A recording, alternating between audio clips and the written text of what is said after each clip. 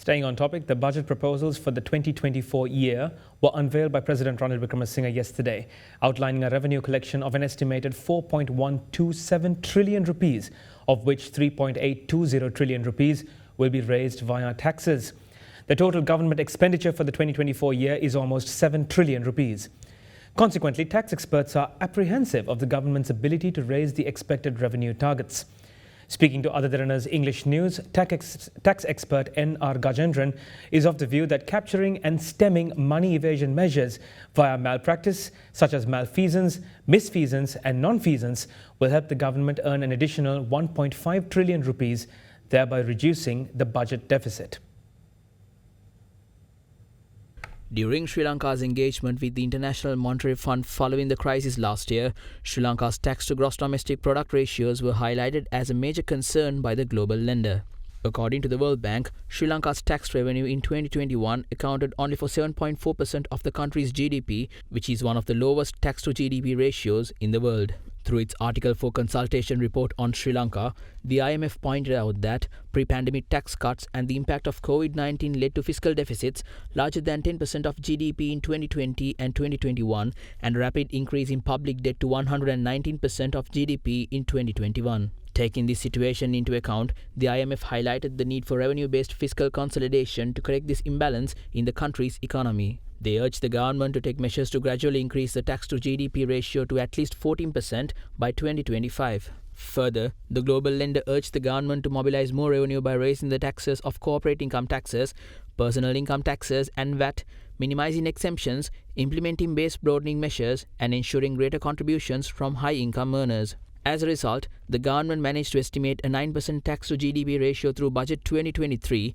expecting 2.596 trillion rupees to be raised via tax revenue. Out of that number, 864 billion rupees is expected to be collected as income tax, while 1.376 trillion rupees will be collected as tax on goods and services. According to the Fiscal Management Report of the Ministry of Finance between January and September 2023, the government collected 663.6 billion rupees as income tax and 690 billion rupees as taxes on goods and services during the first 9 months of this year. However, with the aim of getting closer to the targets proposed by the IMF, the government aims to raise a tax revenue of 3.820 trillion rupees next year, which is a 1.2 trillion rupee increase compared to the estimates of Budget 2023. This number accounts for 92.5% of the total 4.127 trillion rupee revenue estimated to be collected next year.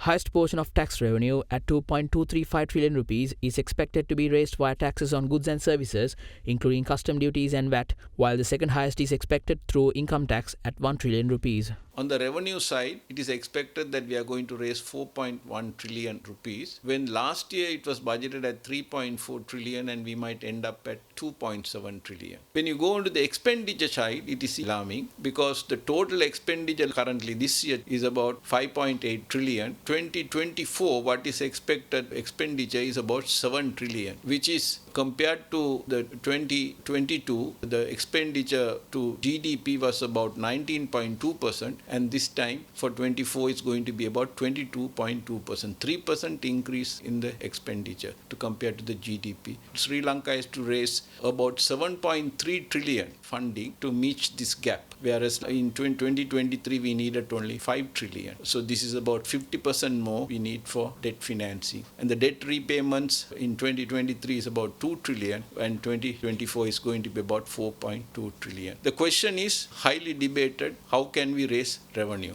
Taxes have each crossed the highest rates we have reached and it has crossed the Rubicon, and if the Laffer principle comes in any further tax rates increases, there would have been a drop in revenue, and that's the reason no revenue proposals of increasing taxes. Of course, the increases have come last week. If you see 35 years ago, Sri Lanka achieved tax to GDP about 20-22%. Now in 2022 we had about 8.8%. We are expecting this year about 11%, but we might end up with 9%. We are expecting about 13% in 2024, the GDP to tax to GDP ratio. Then where is this shortfall coming? Yes, this can come from evasion from SMEs, evasion from informal sector, and evasion from professional. But even if Sri Lanka captures those evasion, do we think that we will be able to bridge this revenue of about 5 to 10% additional revenue we require?